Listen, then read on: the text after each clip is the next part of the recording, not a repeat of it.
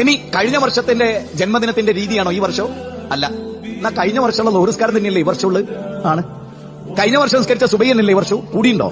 അല്ല. എന്തെങ്കിലും വ്യത്യാസം വന്നിട്ടുണ്ടോ? അല്ല. എന്നാ നബിദിനം ഏതെങ്കിലും ഒരു കൊല്ലത്തെ പോലെ ആയിരുന്നു അടുത്ത കൊല്ലോ? അല്ല. അതിൽ മാത്രം മനസ്സിലാകാതെ എന്തല്ല പ്രമാണത്ത് പഠിപ്പിക്കപ്പെട്ടാണെങ്കിൽ നബിയുടെ വഫാത്തിനെ ശൈലി കൂടുവോ? നിങ്ങൾക്ക് ഇഷ്ടപ്പെട്ട ഒരു ഉസ്താദിനോട് അതെന്ത് മുന്തിയ ഉസ്താദയോ നിങ്ങൾ കേരളത്തിൽ കിട്ടുന്ന ഏറ്റവും മുന്തിയ ഉസ്താദിനെ മനസ്സിൽ സങ്കല്പിച്ചു നോക്കി.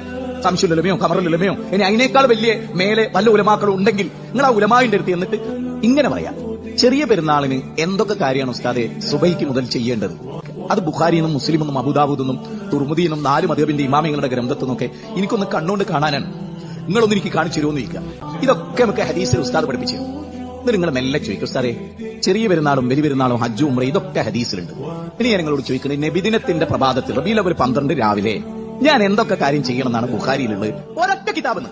നബിദിനത്തിന് റസൂലും സഹാബത്തും ചെയ്ത് ഒരു 2 കാര്യം: കുളിക്കണം, പുതുവസ്ത്രം ധരിക്കണം, ഇന്ന ദിക്ർ ചെല്ലണം, ഇന്ന കാര്യം ചെയ്യണം, ഇന്ന വഴിക്ക് പോകണം, ഇന്ന വഴിക്ക് വരണം എന്നൊക്കെ നബി സല്ലല്ലാഹു അലൈഹി വസല്ലം പഠിപ്പിച്ച് 4 മദ്ഹബിന്റെ ഇമാമിങ്ങളുടെ ഗ്രന്ഥത്തും ഏതെങ്കിലും ഒരു ഗ്രന്ഥത്തും ഉദ്ധരിക്കാൻ പറഞ്ഞാൽ ഉസ്താദ് ചോദിക്കുന്ന ഒരു ചോദ്യം, എനക്കറിഞ്ഞൂടാ ഹംക്കെ 3 നൂറ്റാണ്ടിന് ശേഷം ഉണ്ടായ ഒരു സംഗതി ബുഖാരിയിലുണ്ടാവോ, മുസ്ലിമിലുണ്ടാവോ, ഹദീസിലുണ്ടാവോ?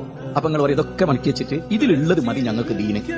അപ്പൊ അറിയാം നിങ്ങൾക്ക് ഈ ഞാനിപ്പറഞ്ഞ ഡയലോഗ് ആയിരിക്കും പറയാം. പണ്ട് കെ ഉമർ മൗലവിനോട് പറഞ്ഞു, ഹംക്കെ ഈ തല തിരിഞ്ഞോ? ഉമർ മൗലവി തല തിരിഞ്ഞാല